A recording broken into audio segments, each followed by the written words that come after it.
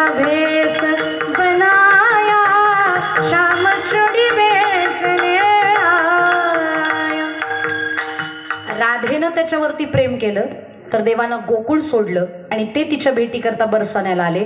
जर ते गोकुळ सोडून बरसाण्याला जाऊ शकतात तर गोकुळ सोडून घुलेवाडीत येणार नाही का? येतील हो, पण भजन तर करा त्याचं. विठ्ठल विठ्ठल.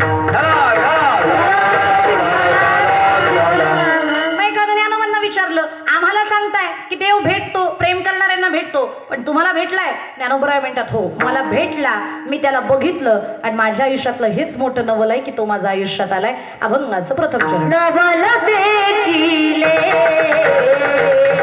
कृष्ण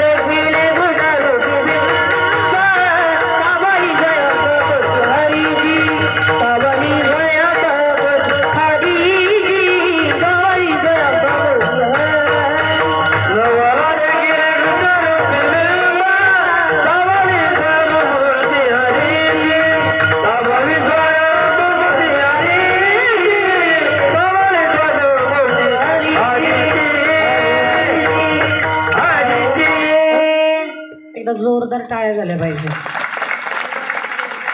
होय काय आवाज किती सुंदर आहे. आणि आत्ताच पण समजा फक्त जप आवाळा, जप. बाहेर खात जाऊ नकोस. बाहेर म्हणजे तेलकट तुपकट आंबट खात जाऊ नकोस.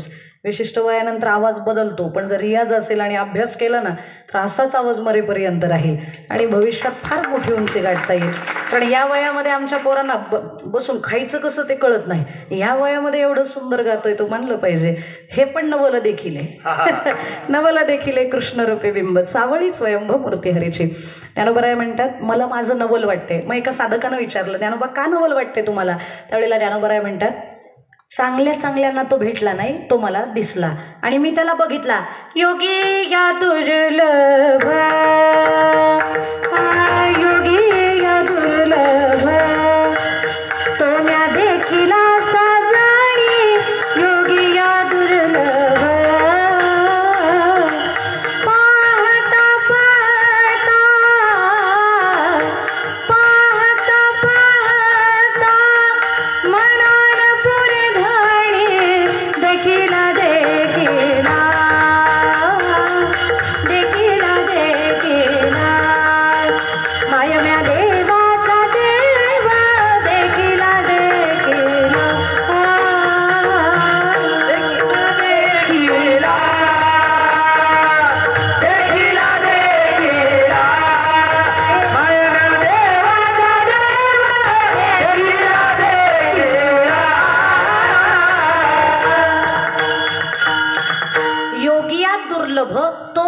देखिला साजणी. आणि कसा पाहिला? पाहता पाहता मनानं पुरे धणी. तो हरे श्रीहरी पाहिला डोळे भरे, पाता पाणे दुरी सारोनिया, सारोनिया पाता पाणे दुरी सारोनिया. मी त्याला पाहता पाहता पाहणं संपवलं आणि मी त्याच्या रूपात समरस झालो. किंवा अजून एक प्रमाण आहे, ध्यायिता कीटकी झाली भृंगी, तिया क्रमिले नभ, अशी अवस्था माझी झाली. देव पहावयासी गेलो तेथे, देव बघायला म्हणून गेलो पण देवच झालो अशा रीतीनं मी त्याला बघितला आणि तो मला दिसला म्हणून नवल रेखिले. बरं, त्याला बघणं म्हणजे नवलच आहे. नवल केवढ हे न कळे कान्होबाचे कोडे, आणि ते कोडं मला सुटलं. तो मला भेटायला आला, कृष्णरूपी बिंब मला दिसलं म्हणून माझं नवल आहे. आणि शेवटी काही जण म्हणतील ज्ञानोबा पण कृष्णाकडे का वळतात? सगळ्या देवांकडे जरी गेलात ना तरी शेवट ह्याच्यापाशीच होतो. आध्यात्मिक जगताचं आडनाव म्हणजे कृष्ण आहे. वाक्य नीट आहे का? आध्यात्मिक जगताचं आडनाव म्हणजे कृष्ण आहे. तुमच्या खापर पंजाचं जर तिथपासून आपण थोडीशी वंशावळ बघूयात. पणजाचं जर नाव सांगायचं असेल तर नाव कसं लिहिलं जातं? पणजाचं नाव, खापर पंजाचं नाव आणि शेवटी काय? आडनाव. त्याच्यानंतर आज्याचं नाव सांगायचं असेल तर आज्याचं नाव, पणजाचं नाव आणि याच्यात खापर पणजा कट, पण रिमेन काय आहे? कोण? आडनाव. वडिलांकडे या, वडिलांचं नाव, आज्याचं नाव, शेवटी आडनाव. आपल्याकडे या, आपलं नाव, वडिलांचं नाव आणि आडनाव. मुलानंतर पुढं आपल्या पुढच्या पिढीकडे जा, मुलाचं नाव, वडिलांचं नाव आणि आडनाव. नातवाकडे जा, नातवाचं नाव, वडिलांचं नाव, आज्याचं नाव आणि चुकले का? कट झाला. तुम्ही कधी कट करतात ते कळू देत नाही. नातवाचं नाव, वडिलांचं नाव आणि आडनाव, आपला तिथं संबंध राहत नाही. पण ही दोन नावं जरी चेंज होणारी असतील ना, म्हणजे first name and middle name हे जरी चेंज झालं तरी जे कधीच बदलत नाही ते काय असतं? आडनाव. तसे आदले मधले कित्येक देव बदलतील पण शेवटचा आडनाव असणारा कृष्ण मात्र बदलत नाही. कसं ते तुम्हाला सांगते. रामनवमीचा जर सप्ताह असेल तर सप्ताह कुणासाठी? रामासाठी. चिंतन कुणाचं? रामाचं. भजन कुणाचं? रामाचं. निधिध्यासन कुणाचं? रामाचं. आत्मनिवेदन कुणाला करावं असं कीर्तनकार सांगतात? रामाला. पण शेवटचं कीर्तन कुणाचं?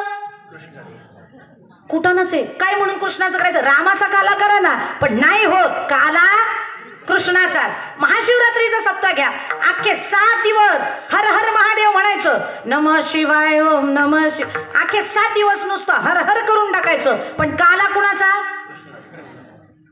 इथंही कुठानाच. 7 दिवस हर हर महादेव म्हणलो पण काला मात्र कृष्णाचाच. बरं साधं सांगते, वारी आपण करतो पांडुरंगाची, पण पौर्णिमेला काय करतो? काला. तो कुणाचा? नवरात्राचा सप्ताह आहे, 9 दिवस 9 आया, पण काल्याला कुठेही जा, मध्ये कुणाचंही भजन करा, शेवट कुठं होतो? कृष्णावरच होतो. म्हणून आध्यात्मिक जगताचं आडनाव म्हणजे कृष्ण आहे, त्याला टाळताच येत नाही. विठ्ठल म्हणून तर तो जगद्गुरु आहे ना. कृष्णम वंदे जगद्गुरुम. तो जगाचा गुरु आहे. त्याच्यामुळे आकाशात पतितम तो. मी सुरुवातीला सांगितलं, आकाशातनं पडणारं पावसाचं पाणी नदीत पडू द्या, नाल्यात पडू द्या, ओढ्यात पडू द्या, शेवटी जातं कुणाला? सागराला. तसं तुम्ही पांडुरंगाला भजा, तुम्ही देवीला भजा, तुम्ही म्हसोबाला भजा, तुम्ही नाथांना भजा, दत्ताला भजा, कुणालाही भजा, शेवटी ते जाऊन कुणाला मिळणार आहे? केशवम प्रतिगच्छति. त्याच्यामुळे शेवट त्याच्याच भजनानं होणार आहे. आणि आपल्या शेवटाला पण कोण असणार आहे? तोच असणार आहे. त्यानं शेवट गोड करावा म्हणून त्याचं भजन केलं पाहिजे. विठ्ठल विठ्ठल.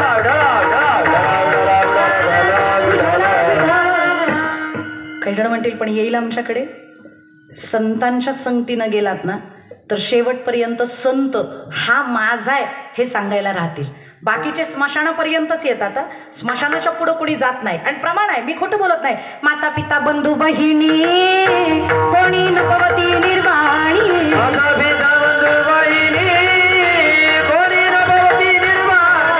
इष्टमित्र स्वजन सखे हे तव सुखाची मांडली,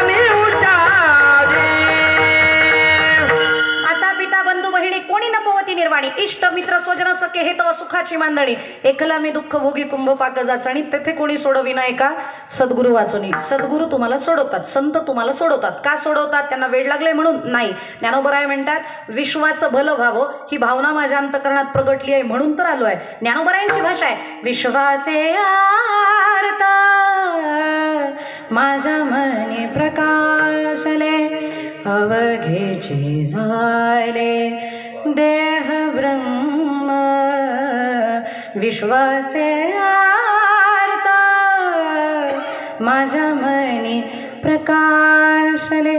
ज्ञानोबरायांना जगाचं विश्वाचं भलं व्हावं म्हणून तर पसायदान आता विश्वात्मके देवी असं म्हणतात. कारण विश्वात विराजमान असणाऱ्या सगळ्या देवांना माझा नमस्कार असो. आणि तुम्हाला काम काय? दुरितांचे तिमिर जावो विश्वस्वधर्म सूर्ये पाहो जो जे वांचील तो तेला हो प्राणी जात. हे फक्त ज्ञानोबा म्हणू शकतात. आपण म्हणू शकतो? देवा घुलेवाडीतल्या सगळ्यांच्या ज्या इच्छा असतील त्या आडव, माझ्या पुढे नाही गेला पाहिजे. 1 कोटी त्याला पाहिजे असतील तर 50 लाख दे, हे आपण आहोत. पण ज्ञानोबराय म्हणतात जो जीवनशील तो तेला हो प्राणी जातं. कारण ज्ञानोबा माऊली आहे, ज्ञानोबराय आई आहे. आणि आई आपला विचार करते आणि आपला जास्त विचार करते. कारण कुमकुवत पोरावरती जास्त जीव असतो. तशी आपण थोडी कुमकुवत आहोत ना. तसं म्हणता येणार नाही आत्ताच्या घडीला. आता भारतीय सगळ्यात सशक्त आहेत असं म्हणावं लागतं. त्याचं कारण सांगते. कारण इथला देव सशक्त आहे. बऱ्याच लोकांनी इथले देव बदलण्याचा प्रयत्न केला. म्हणजे तुम्ही थोडंसं घाटाच्या खाली जर गेलात, पालघर, वाडा, डहाणू, मोखार, जवाडा हे जे पट्टे आहेत ना, त्या पट्ट्यामध्ये आदिवासी भागांमध्ये मी खूप कीर्तनाला फिरलेली आहे. आणि ती कीर्तनं फ्री ऑफ कॉस्ट असतात. म्हणजे त्या कीर्तनाला पैसे नसतात, जाऊन सेवा करून करावी लागते. मी तिथं खूप ठिकाणी जाऊन आले. त्या सगळ्या लोकांच्या घरामध्ये देवांचे फोटो, पण गळ्यामध्ये मात्र क्रॉस. मी प्रचंड धर्मांतरण केलं. मग 2 गोष्टींसाठी त्यांचं धर्मांतरण घडवून आणलं होतं. एक तर त्यांना प्रसिद्धी मिळावी म्हणून, नाहीतर किमान त्यांना पैसा मिळावा म्हणून. आणि पैशासाठी आणि शिक्षणासाठी झालेली धर्मांतरणं तिकडं प्रचंड आहेत. मला कुठल्या धर्माबद्दल माझ्या अंतकरणात विषाद नाही, पण मला माझ्या धर्माबद्दल अभिमान आणि स्वाभिमान तो अजून जागृत आहे. आणि तो प्रत्येकाचा असला पाहिजे. तुम्ही तुमचा धर्म वाढवू नका असं माझं म्हणणं नाही, पण हिंदू धर्मावरती आघात केला नाही पाहिजे. आणि त्यासाठी हिंदू जागृत असले पाहिजे. मी थोडंसं कडवं बोलते, पण लक्षात राहू द्या. हा जर धर्माबद्दलचा भाव, जाती जातीमधले जे हे भेद चालू झालेत ना, हे संपवा, वेळेतच संपवा. जर वेळेत हे संपवले नाहीत तर तोडाफोडान राज्य करा, हे चालू होईल. म्हणून जातीतले भेद संपवा आणि आपल्या धर्माबद्दलचा अभिमान जागा करा. एकच आम्ही हिंदू धर्माचे आहोत. सर्व धर्मान परित्यज्य मामेकम शरणम व्रज. या कृष्णाला कधी विसरू नका. आपल्या धर्माबद्दल आपल्याला अभिमान असला पाहिजे. आणि ज्यांना नव्हता ती पारशी लोक. अफगाणिस्तान हा मुसलमानांचा देश नव्हता, अफगाणिस्तान हा पारशी लोकांचा देश होता. पण तिथल्या पारशी लोकांना शेवटी नाक हातात धरून पळून जावं लागलं. जे तिथंच राहिले एकतर ते धर्मांतरित झाले, जे पळून आले ते फक्त 2% आहेत. आणि ते फक्त भारतात, मुंबईमध्ये आहेत. नाहीतर पारशी ही जमातच राहिली नाही, हा धर्मच राहिला नाही. का राहिला नाही? कारण त्यांनी आपल्या धर्माचं रक्षण केलं नाही. म्हणून धर्म आपल्याला ओरडून सांगतोय, धर्मो रक्षति रक्षितः. तुम्ही धर्माचं रक्षण करा, धर्म तुमचं रक्षण केल्याशिवाय राहणार नाही. म्हणून आपल्या धर्माबद्दल थोडीशी आस्था आपुलकी असली पाहिजे. त्या मंडळींनी बऱ्यापैकी धर्मांतरण केलं होतं, म्हणून आम्ही तिथं कीर्तनाला जायचो, प्रबोधन करायचो.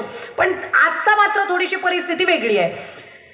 त्या लोकांनी, मिशनरी लोकांनी आपल्या बऱ्याच जणांचं धर्मांतरण पैसे देऊन केलं, बळजबरी केलं, शिक्षणाच्या नावाखाली केलं, प्रसिद्धीच्या नावाखाली केलं, आमिष दाखवून केलं. पण आमचा कृष्ण इतका विचित्र आहे. ज्या लोकांना पैसे देऊन धर्म बदलवायला लागले तीच लोक अमेरिकेमध्ये, युरोप पट्ट्यामध्ये आत्ता इस्कॉनला पैसे देऊन हिंदू धर्मात येऊन कृष्णाचं भजन करतात. ही कृष्णाची ताकद आहे, हे कृष्णाचं सामर्थ्य आहे. आणि म्हणून कृष्णं वंदे जगद्गुरु. म्हणून त्या कृष्णाचा जो अभ्यास आहे, त्याचं जे चिंतन आहे, ते आपण विसरलं नाही पाहिजे. त्याला सोडल्यानंतर आपल्याला दडगत नाही. म्हणून कृष्णं वंदे जगद्गुरु हे डोक्यात असलं पाहिजे. आपल्याला आपल्या धर्माचा अभिमान असला पाहिजे. कृष्ण हा बाप आहे, त्याच्यामुळं शेवटी त्याचं नाव लावावंच लागणार आहे. आणि तो आपल्याकडे यावा असं वाटत असेल तर भजन करावं लागणार आहे. विठ्ठल विठ्ठल.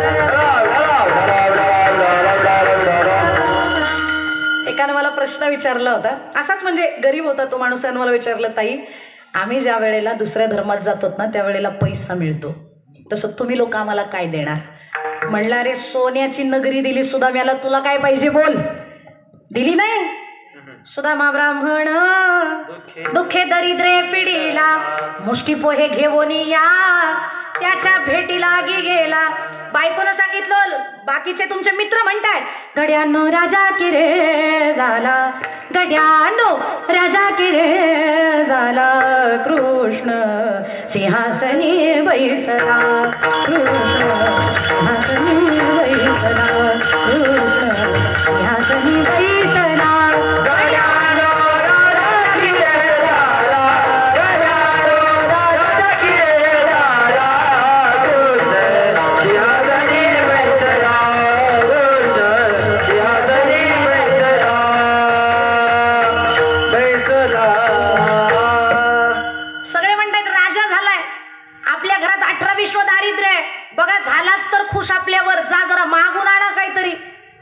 त्यानं नुसता हात झटकला जरी ना 5-7 तोळे आले तरी किमान 5-7 वर्ष खाण्याची तरी व्यवस्था होईल.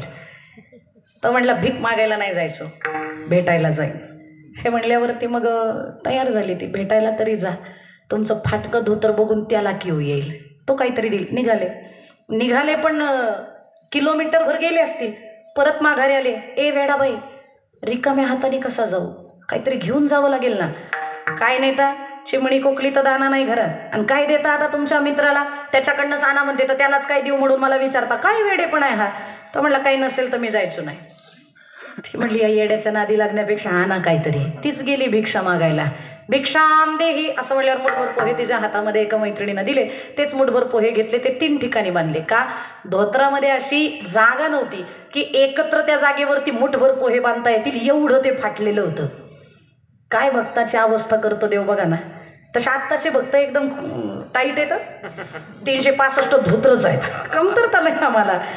ती पण असली तसली नाही, काठाची धोत्र आहेत, ही बरी आहेत, ही अशीच असली पाहिजे. आमचे आजोबा सांगायचे वारकऱ्यानं कधीच काठाचं धोतर घालायचं नाही. ते मेले पण त्यांनी काठाचं जरी गाठाचं धोतर कधीच घातलं नाही. एकच लाईन त्यांच्या धोत्राला असायची छोटीशी, ती पण न दिसणारी, ते साधक वृत्ती असायची. पण चला आता थोडंसं राहिलं पाहिजे स्टँडर्ड. पण आता 365 धोत्र आहे. सुदामजींकडं बदलायला धोतर नाही, असं वरती केलं तर पलीकडचा माणूस दिसावा एवढं ते फाटलेलं. 3 ठिकाणी बांधली. 3 ठिकाणीच का, 4 ठिकाणी का नाही, त्याचंही कारण आहे, त्यालाही शास्त्र आहे. माणूस 3 गाठी घेऊनच बरोबर येतो. तुम्ही पण 3च गाठी घेऊन आले. कोणकोणत्या, संचित, प्रारब्ध, क्रियामान, म्हणून त्या 3 गाठी बांधल्या, निघाले. बरं, जाताना नियम आहे, कुठलाही वारकरी असो द्या, द्वारकेचा असो, अयोध्येचा असो, नाही तर पंढरीचा असो, त्यानं काय करत गेलं पाहिजे, खात जागा, गात जागा होय, गात जागा, गात जायचंय, भजन करायचंय. मग भजन कोणतं, भजन हे ब्रजजन प्रियतम बाल मुकुंदम राधारमणं हरे हरे राधारमणं हरे हरे श्री कृष्ण गोविंद हरे मुरारी हे नाथ नारायण वासुदेव श्री कृष्ण गोविंद हरे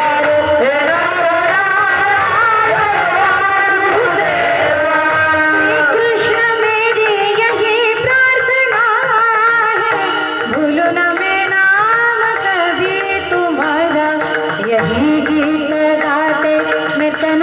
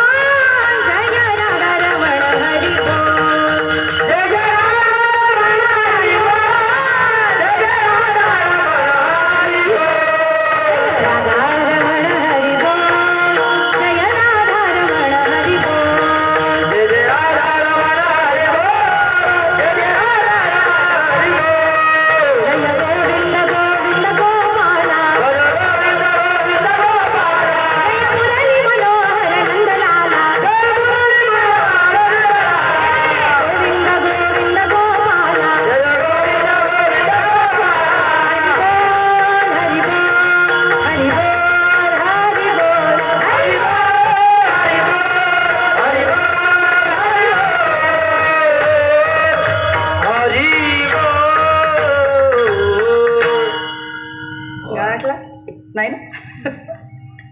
नाही, गोकुळाष्टमी उपास आहे ना, त्याच्यामुळे होणारच आहे थोडंसं. भजन करत करत गेले आणि कुठलाही पंढरपूरचा वारकरी असेल तर त्याला सुद्धा भजनाचा नियम आहे, उपचाराच्या पद्धती आहेत. पंढरपूरमधले धर्मसिंधुकार पाध्ये बाबा म्हणून होऊन गेले.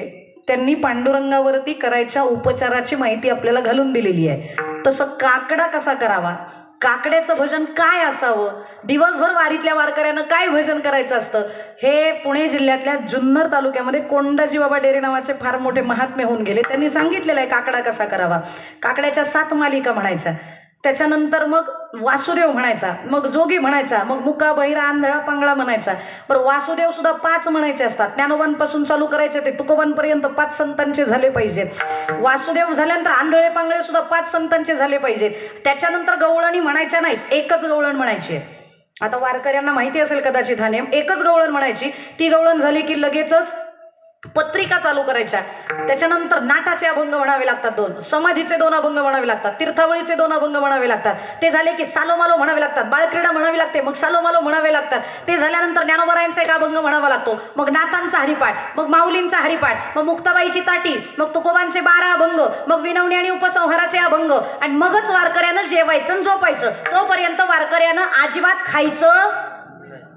वारकरी वारी सोडून देतील आमचे एवढं भजन करायचं असेल तर, पण हे करावं लागतं वारीमध्ये. आमचे वारकरी 2 मालिका झाल्या की 3ऱ्या मालिकेला म्हणतात चला जरा पुढे जाऊन बसू, लेज गळाटल्यागत झालंय. येतच कशाला वारीला? वारीत जायचं असेल तर पुढं जायचं नाही, दिंडी सोडायची नाही. पुढं कोण जातात? ज्ञानोबा सांगतात पापाचे कळप पळती पुढे.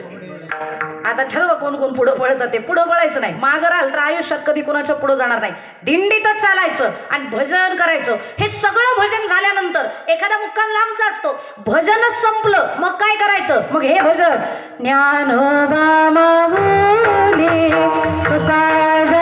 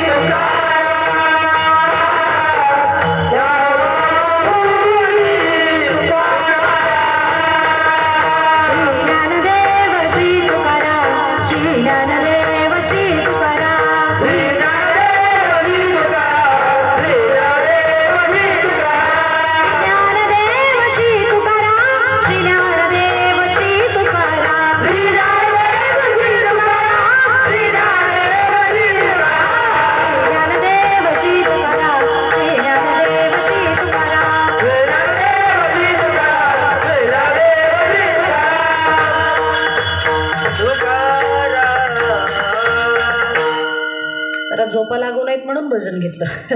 हे भजन करत करत पंढरपूरला जायचंय आणि सुदामदेव पोचले.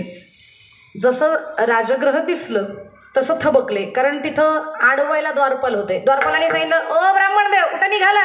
मी कृष्णाला भेटायचंय. अरे जरा हातवीनं नाव घ्या, कृष्ण काय म्हणताय? महाराज कृष्ण म्हणा. ए बाबांनो, तुमच्यासाठी महाराज, माझ्यासाठी मित्र आहे तो माझा, मी कृष्णच म्हणतो त्याला.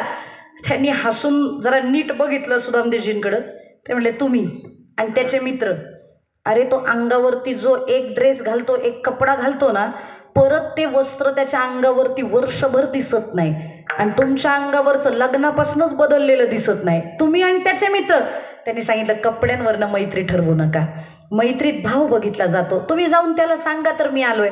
जर त्यानं नकार दिला मला भेटायला, मी निमूटपणानं माघारी निघून जाईन. विचारून तर या त्याला भेट देणारे की नाही. काय सांगायचं त्याला? कोण आलंय म्हणून सांगू. मग सुदामजी सांगतात, हरे द्वारपालो कन्हैया से कह दो किधर पे सुदामा करीब आ गया है, किधर पे सुदामा करीब आ गया है.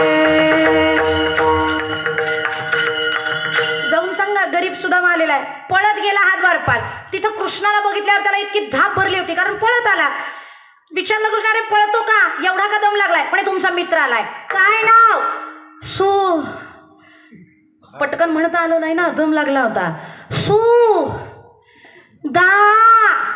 मा म्हणायच्या अगोदर देवानं सिंहासन सोडलं, मा म्हणूच दिलं नाही. पळत देव द्वारपालांच्या दिशेनं निघाले, पळत दरवाजापर्यंत आले. आणि जसं सुदाम देवांना बघितलं, रडता रडता घालीन लोटांगण वंदीन चरण, डोळ्याने पाहिन रूप तुझे, प्रेमे आलिंगीन आनंदे पूजिन, भावे ओवाळीन म्हणे नामा. लोटांगण घातलं, चरण धुतले सुदामजींचे. कुणी? देवानी, जो जगाचा बाप आहे, जगाचा मालक आहे, जगाचा स्वामी आहे. तो फाटकं धोतर घातलेल्या सुदामजी देवांचे चरण धुतोय. पाणी कुठून आलं? बादल्या कुणी आणल्या? कुणीच नाही. डोळ्यातल्या अश्रूंनी आसवांनी चरण प्रक्षालन केलं. तिथून आदरानं आत घेऊन आले, आपल्या सिंहासनावरती बसवलं, आपल्या पदावर बसवलं. तिथं शुद्धोदकानं स्नान घातलं आणि मग सांगितलं आता जेवण करून मग गप्पा मारू. बायकांना सांगितलं जा जेवण आणा बनवून, पंचपक्वान्न आणा, माझा मित्र आलाय. 80,000 ताट आली हो 15 मिनिटात. कारण त्याला बायका कमी नाहीत ना, त्याला बायका किती? 16,000. 108 जरा लेझी होत्या, आळशी होत्या, नाही त्यांनी बनवला. काय कृष्णाचं दरवेळेला ऐकायचं म्हणून 108 सोडून दिल्या.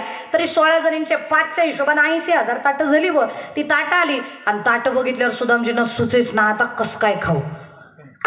पहिल्यांदा काय खाऊ हा प्रश्न, आणि आता काय काय खाऊ हा प्रश्न.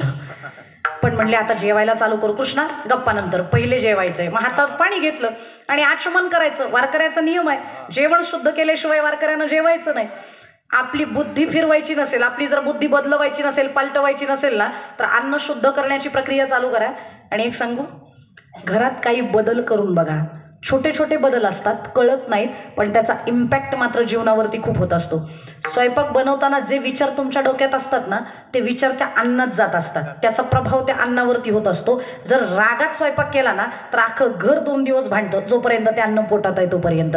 आणि जर स्वयंपाक करताना भजन करत स्वयंपाक केला ना तर घर अख्खं सत्वगुणी बनतं. ही अन्नाची ताकद आहे. आणि असं मी म्हणत नाही, उत्तर प्रदेशात एक म्हण आहे, जे सो खावे अन्न वैसा होवे मन. तुम्ही जसं अन्न खाता तशी तुमची बुद्धी होत असते. आणि अन्न, त्या अन्नातला दोष जावा म्हणून आपणही काय प्रिकॉशन घ्यायच्यात, आपण काय काळजी घ्यायची. ताट समोर आलं की हातामध्ये पाणी घ्यायचं आणि काही श्लोक म्हणायचे, म्हणजे अन्न शुद्धी होते. त्याच्यात फक्त बनवणाऱ्याचे दोष नसतात, पिकवणारा, अन्न वाहणारा, अन्न विकणारा, अन्न शिजवणारा, या सगळ्यांचे दोष त्याच्यात आलेले असतात. आणि त्यात जर जेवताना कोणी शेजारी बसलेला असेल तर त्या बघणाऱ्याचे सुद्धा दोष. म्हणून आपल्याकडे पद्धत आहे ना, एखाद्यानं जेवताना बघितलं की पोट दुखतं म्हणे, त्याच्यामुळे कुणासमोर जेवू नये. हे त्याच्यातलेच प्रकार आहेत. म्हणून मग ते कुणाची नजर लागू नये, लागली असेल तरी ती निघावी. म्हणून मी सांगते ते उद्यापासून करत जा. हातात पाणी घ्यायचं आणि श्लोक म्हणायचे. कोणते श्लोक? 15वा अध्याय. अहम वैश्वानरो भूत्वा प्राणिनां देहमाशिता प्राणापान समायुक्तं पचाम्यन्नं चतुर्विधं सर्वस्यामृति सन्निविष्टो मतस्मृति ज्ञानमपोरं च वेदैश्च सर्वैरहमेव वेद्यो वेदान्तकृद्विदविदेशां द्वाविमो पुरुषो लोके क्षरशाक्षरेव च क्षरसर्वाणि भूतानि कुटस्थोऽक्षर उच्यते उत्तम पुरुषस्तन्य परमात्मे दुदारता यो लोकत्रयमा विश्व विवर्ते वेश्वरा यस्मात् श्रीमतीमक्षराद पुरुषोत्तम आतोऽस्मि लोके वेदे च प्रसिद्ध पुरुषोत्तम यो मामेव समूढो जानाति पुरुषोत्तम स सर्वद्वचनान् सर्वभावेन भारत इति गुह्यतमं शास्त्रमिदं मुक्तमायनग एतद् बुद्ध्वा बुद्धिमान् कृतकृत्यश्च भारत इति श्रीमद्भगवद्गीतासु उपनिषत्सु ब्रह्मविद्या वियोगशास्त्रे श्रीकृष्णार्जुन संवादे पुराण पुरुषोत्तम योगो नाम पंचदशोऽध्यायः. श्रीकृष्णार्पणमस्तु. जमेल ना एवढं म्हणायला? जेवायचं कधी एवढं म्हणायचं म्हटल्यावरती नका म्हणू, पण किमान रामदास स्वामींचा तो मंत्र तरी म्हणू शकतो आपण. वदनी कवळ नाम घ्या, काही नका म्हणू. जेवण नाहीत, आज उपास आहे आपल्याला. उदर भरण नोहे जाणीजे यज्ञ कर्म, असं म्हणून मंत्र म्हणायचा आहे. एखाद्या प्रश्न विचारला, ताई हे म्हणल्यावर अन्न शुद्ध होतं का? म्हणलं होतं. तो म्हणला मग चिकन खाताना जर म्हणलं तर जमेल का?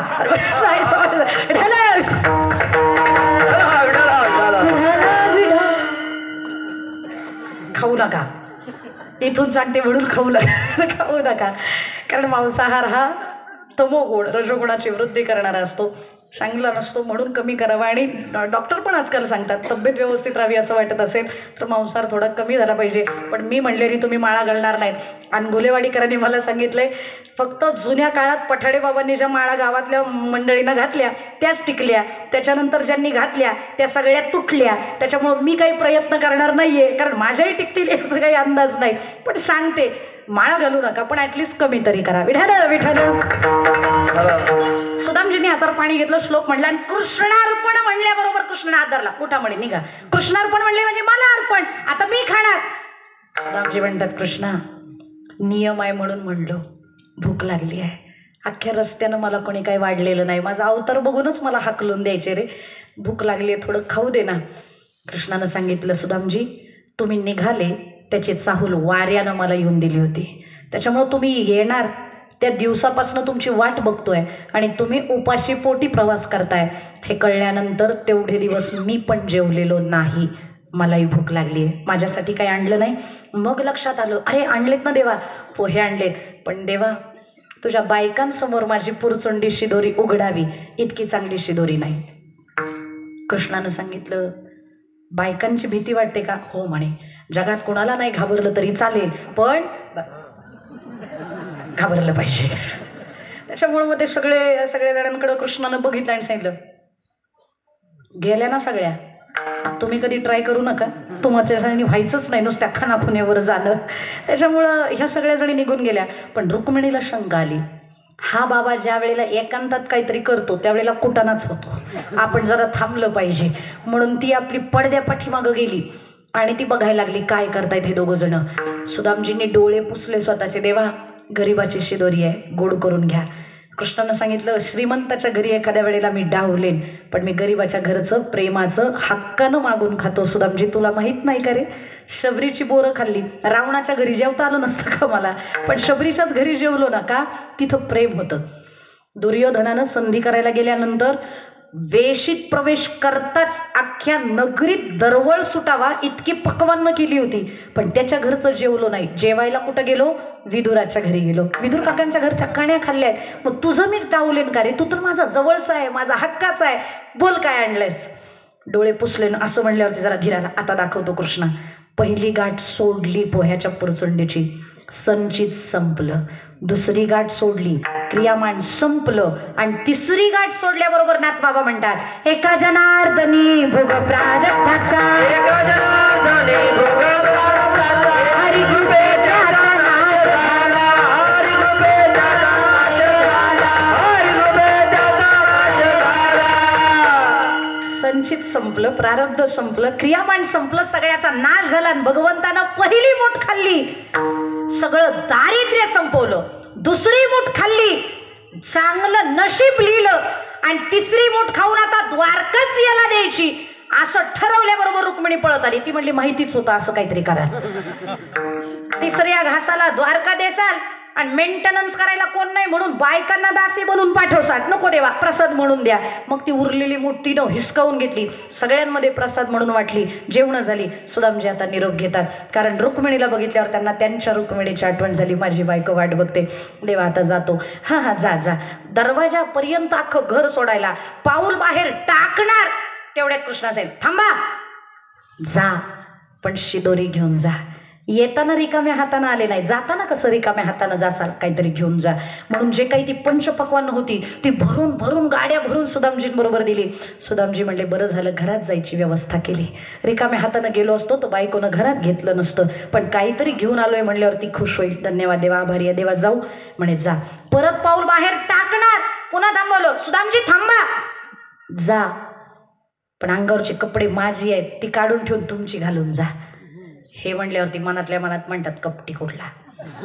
द्वारपाल तर म्हणत होता एकदा घातलेली कपडे 365 दिवस याच्या अंगावर येत नाही, आणि माझ्याच गरीबावरच्या अंगावरच्या एका ड्रेस वाचून याचं काही नडलं होतं, पण ठीक आहे काढतो. असं म्हणल्याबरोबर कृष्ण खळखळून हसले आणि म्हणतात सुदामजी कपटी मी नाही, कपटी कोण ते ठरवा. संदीपानी ऋषींच्या आश्रमात राहिला कोण कोण? देवा आपण. लाकडं तोडायला गेलो कोण कोण? देवा आपण. चुरमुरे कुणाकडे होते? देवा माझ्याकडं. चणे चुरमुरे खायचे कुणी होते? देवा आपण. खाल्ले कुणी? सुदाम देवा. देवा कपडे काढतो, इज्जत काढू नका. काढून आणतो मी तुमचे कपडे. आत गेले, कपडे काढले, आपली फाटके कपडे घातली, घडीच्या घडी त्या कृष्णाच्या हातात दिली. देवा आता जाऊ. पण राग नाही, समाधान, आनंदाचं भांडण. देवा आता जाऊ म्हणे. आता जा. लांब जाईस तोपर्यंत, पाठमोरे होईस तोपर्यंत देव रडत होते, सुदामजी चालला म्हणून माझा. पण जसे दिसे नसे झाले ना सुदामजी, तसं रुक्मिणीनं दरवाजा अडवला. अजिबात माझ्या घरात पाऊल टाकायचं नाही. कृष्णाने विचारलं काय झालं, काही चुकलं माझं? साधी चूक नाही म्हणे, घोड चूक केली तुम्ही. काय चुकलो मी, काय चूक केली? त्यावेळेला रुक्मिणी सांगते, इतकी कपडे तुमच्याकडे असताना त्या गरीबाच्याच अंगावरची कपडे काढून घ्यायचं काय कारण होतं? का त्याचा अपमान केला? का त्याच्या अंगावरची कपडे काढली? याचं उत्तर मला पाहिजे. त्यावेळेला देवानं उत्तर दिलं, वेडे चुकलीस तू. मी अपमान करायचा म्हणून कपडे नाही ग काढले सुदामजींची. मग का काढली? कारण काय ते मला कळू द्या. कारण जर व्यवस्थित वाटलं तरच घरात यायचं, नाही तर यायचं नाही. सांगतो म्हणे, ऐक. सुदामजींनी ज्या वेळेला ही कपडे अंगावर घातली होती ना रुक्मिणी, त्यावेळेला सुद्धा त्यांचं नामचिंतन चालू होतं, माझ्या नामाचं. माझं ते नामस्मरण करत होते. त्याच्यामुळे ह्या कपड्यांना सुदामजींनी भक्तीचं अस्तर आतनं चढवून दिलेलं आहे. परत जर मला कधी सुदामजींची आठवण झाली ना, तर मला सुदामजींच्या घरी जाता येणार नाही. पण ही कपडे जरी उराशी कवटाळली ना, तरी सुदामजींना आलिंगन दिल्याचा अनुभव मला आल्याशिवाय राहणार नाही. आणि तो अनुभव चुकवायचा नाही म्हणून कपडे काढून घेतली. मग तिनं विचारलं, नियम आहे तुमचा, घेसी तेव्हा देसी, घेता त्यावेळेला देता सुद्धा. मग दिलाय काय सुदामजींना? मग हे प्रमाण, सुदामा ब्राह्मण दुःखे दरिद्रे पिढीला, मुष्टी पोहे घेऊन त्याच्या भेटीला गेला.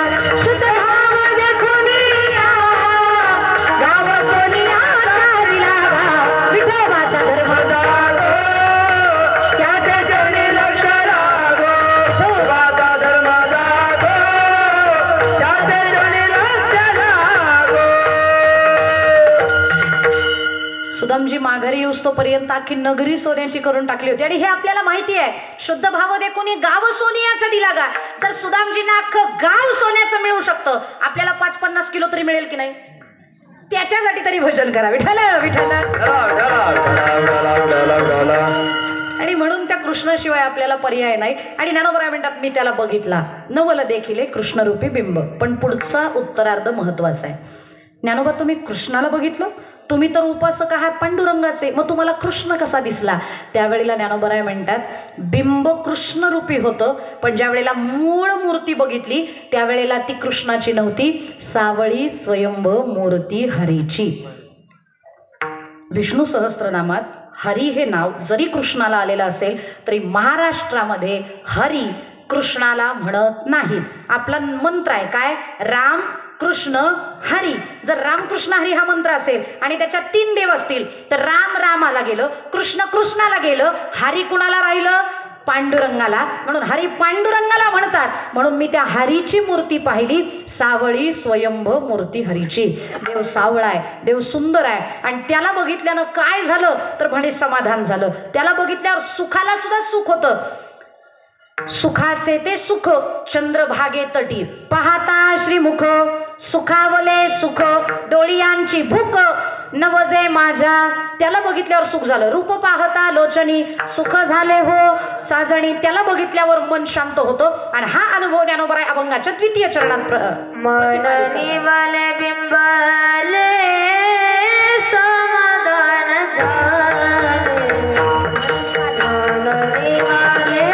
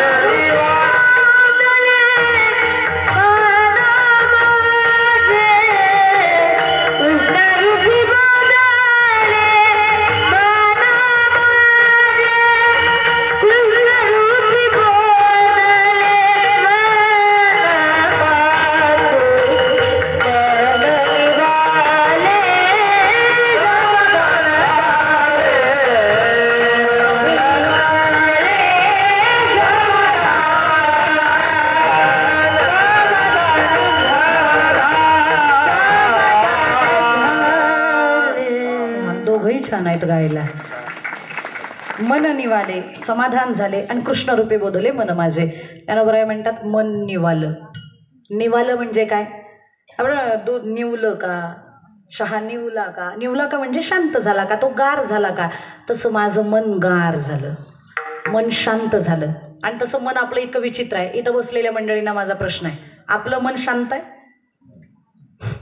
मन जर शांत झालं ना तर तात्काळ ब्रह्मबोध होऊ शकतो आपल्याला, पण आपलं मन शांत नाही. कीर्तनात बसलेले सुद्धा म्हणतायत 12 वाजत आले, कधी संपवत आहेत ताई, घरी जायचंय आम्हाला, उद्या काम आहेत बरीचशी. आपलं मन जागेवर नाही म्हणून ना, ह्याचं मन थाऱ्यावर नाही म्हणून हा सुखी नाही. मन स्थिर झालं ना की तुम्ही सुखी आहात. आयुर्वेदामध्ये सुद्धा हेच वर्णन आलेलं आहे. तुमचं शरीर स्थिर होईल, पण कधी? जर मन स्थिर झालं तर. समदोष समाग्निष्ठ समधातु मलक्रिया प्रसन्नात्मेंद्रिय मन स्थिर इत्यभिधीयते. आयुर्वेदाचार्य म्हणतात तुमच्या शरीरातले 3 दोष सम असावेत, तुमच्या शरीरातले 7 धातू सम असावेत, तुमच्या शरीरातला अग्नी हा सम असावा, आणि आत्मा इंद्रिय मन ज्या वेळेला स्थिर असतील त्यावेळेला तुमच्या जीवनाला स्थैर्य लाभतं. आणि ते स्थैर्य लाभावं म्हणून मन शांत करा. मन शांत करणं सोपं नाही. अर्जुनासारख्या महात्म्याला म्हणावं लागलं, चंचल ही मन कृष्ण प्रमाथी बलवदृढा तस्याहम निग्रह मन्ये वायुरिव सुदुष्करम. वायूचा वेग कमी एवढा वेग या मनाचा आहे. बघायचंय का तुम्हाला तुमच्या मनाचा किती वेग आहे? तुम्हाला प्रॅक्टिकल दाखवू शकते मी. ऐका, आळंदी ऐकलं? आळंदी ऐकलं? जाऊन आला? काही जणांना हैबत बाबांची पायरी दिसली असेल, काही जणांना आतलं चांदीचं कासव दिसलं असेल, काही जणांना नाथबाबांचा पार दिसला असेल, काही जणांना हैबत बाबांच्या मंदिराची खोली दिसली असेल, काही जणांना पाठीमागच्या मुक्ताबाई दिसल्या असतील, काहींना सिद्धेश्वर दिसला असेल, काहींना आजान वृक्ष दिसला असेल, काहींना सोन्याचा पिंपळ दिसला असेल, काही जणांना वीणा मंडपातला वीणेकरी दिसला असेल, काही जणांना आतमध्ये वीणा मंडपातले वेद दिसले असतील, काही जणांना कारंजा मंडप दिसला असेल, आणि काहीच मोजकी लोक असतील की ज्यांना आळंदीतली माऊलींची समाधी दिसली असेल, आणि काही लोक अशी पण असतील ज्यांना माऊलींच्या मंदिराच्या बाहेरचं हॉटेल दिसलं असेल. जे जे तुम्ही ठसवलंय ते तुम्हाला दिसलं. किती सेकंदात हे घडलं? मी पहिल्यांदा आळंदी म्हणले त्यावेळेला मन गेलं, आणि दुसऱ्यांदा आळंदी म्हणले त्यावेळेला पुन्हा इथं आलं. इतकं चंचल आहे मन. चंचल चापला जाता येताना लागे वेळ, जाता येताना लागे वेळ, जाता येताना लागे वेळ. जायला वेळ नाही आणि यायला वेळ नाही, इतकं चंचल आहे. म्हणून ज्ञानोबराय म्हणतात, आणि अखंडित प्रसन्नता जिये चित्ताची सर्वथा तया रिगणे नाही समजता संसार दुःखा. अख्ख्या संसाराची दुःख त्याची दूर होतील ज्याचं मन स्थिर आहे. म्हणून मन स्थिर करा. आपलं मन स्थिर होत नाही म्हणून आपण सुखी नाही. आणि मन स्थिर करण्यासाठी एकमेव पर्याय आहे, त्याला काम द्या. सध्या मन रिकाम आहे, शरीराला काम आहे पण मनाला काम आहे नाही. मग त्या मनाला काम काय द्या? माझ्या मनाला गो छंद नित्य गोविंद गोविंद, माझ्या मनाला गो छंद, माझ्या मनाला गो छंद, लागो छंद, लागो छंद. आपलं सध्या मन काम काय करतंय? मग काय नाही, आपलं मन सगळ्या जगाकडे फिरतंय, सारखं बाहेर फिरताय. योग तरी काय सांगतात? सुखाचं साधन काय? चित्तवृत्ती निरोध. हा, आपल्या चित्तवृत्ती ज्या बहिर्मुख आहेत, ज्या बाहेर जातात, कुणाकडे जातात? शेजारच्यांच्या घरात काही वस्तू आली की तिकडे जातात. मग त्या मनाला वाईट वाटायला लागतं, मग ते जळणं चालू होतं. आणि न्यूरोप्लास्टिसिटी नावाचा एक रोग आहे आपल्याला, प्रत्येकालाच आहे. ती न्यूरोप्लास्टिसिटी म्हणजे काय असते माहिती आहे का? त्याच्यामध्ये ज्या गोष्टी तुमच्या मनावरती बिंबल्या त्याचाच विचार मन सारखं करत राहतं. मग शेजारच्यांनी फ्रीज आणलाय त्याचा विचार शेजारच्यांनी जास्त करावा का आपण जास्त करावा? ज्याला मिळालाय त्यानं करावा, पण शेजारीन त्याचा डबल विचार करते. माझा सिंगलच डोर आहे, तिचा डबल डोर आहे, शॉर्ट सर्किट व्हावं, जळूनच जावा. न्यूरोप्लास्टिसिटी हे मन आहे. आणि काय माहिती का, मी बऱ्याचदा सांगते, नकारात्मकतेला सकारात्मकतेत कन्वर्ट करण्याचा प्रयत्न करा. निगेटिव्हिटीला पॉझिटिव्हिटीमध्ये कन्वर्ट करा. एक क्षण असा असतो की त्या क्षणात नकारात्मक विचार चालू झाले की तिथं मनाला थांबवता आलं पाहिजे आणि त्या मनाला सांगता आलं पाहिजे, ए बदल बदल बदल. बदल ही काळाची गरज आहे. सकारात्मकता. तिने डबल डोअर आणलाय तर मी 4 डोअर आणेल. स्वतःला मोठं करा, दुसऱ्यावर जळू नका. MBAच्या लास्ट इयरला असताना एका सरांनी अशी रेष काढली आणि सांगितलं तिला बारीक करून दाखवा. त्यात काय अवघड आहे म्हणले, डस्टरनी पुसली की झाली बारीक. पण डस्टरला हात लावू नका, दाखवा बारीक करून. म्हणजे हाताने मोडू, हात न लावता तिला बारीक करून दाखवा. 45 मिनिटाचा तास गेला, रेष काय बारीक करता आली नाही. शेवटी ते गुरुजी त्यांनी सांगितलं करून दाखवतो. म्हणे करू का? हो म्हणे करा. डोकीच चालले ना आमची. शेवटी त्या सरांनी खडू घेतला आणि त्या रेषेच्या शेजारी डबल मोठी रेष मारली. ज्या वेळेला दुसरी मोठी मारली त्यावेळेला पहिली आपोआप बारीक दिसायला लागली. म्हणजे पहिलीला बारीक करण्यासाठी तिला हात लावायची गरज नाहीये, तिच्या शेजारची जी दुसरी आहे तिला मोठी करण्याची गरज आहे. तसं दुसऱ्यांवर जळू नका, त्यांना बारीक करण्याचा प्रयत्न करू नका, त्यांच्यापेक्षा डबल मोठे होण्याचा प्रयत्न करा. जग तुम्हाला बारीक दिसायला लागेल आणि हेच आपल्या यशाचं गमक आहे. आणि मग मन पण स्थिर होईल. त्याच्यापेक्षा आपण मोठे झालो की आपलं मन शांत आहे. त्याच्याकडे जेवढं आहे त्याच्यापेक्षा डबल माझ्याकडे आहे. आणि माणसाचं मन इतकं विचित्र आहे ना. आता या वारीमध्ये काय झालं, आमच्या दिंडीमध्ये एक चोर घुसला होता. चोर घुसल्यानंतर त्यांनी बरेच जणांचे पैसे मारले, वेळ शोधून. आणि वारकरी कसा असतो, एकदा झोपला की मड हॅगत पडतो. कारण दिवसभर चालायचं असतं. कोण पिशव्या चाचपतंय का कोण अगदी पावसाचं पाणी खालून जोपर्यंत लागत नाही तोपर्यंत वारकरी जागे होत नाही. मग चोर काही चाच पडतोय कसं लक्षात यायचं.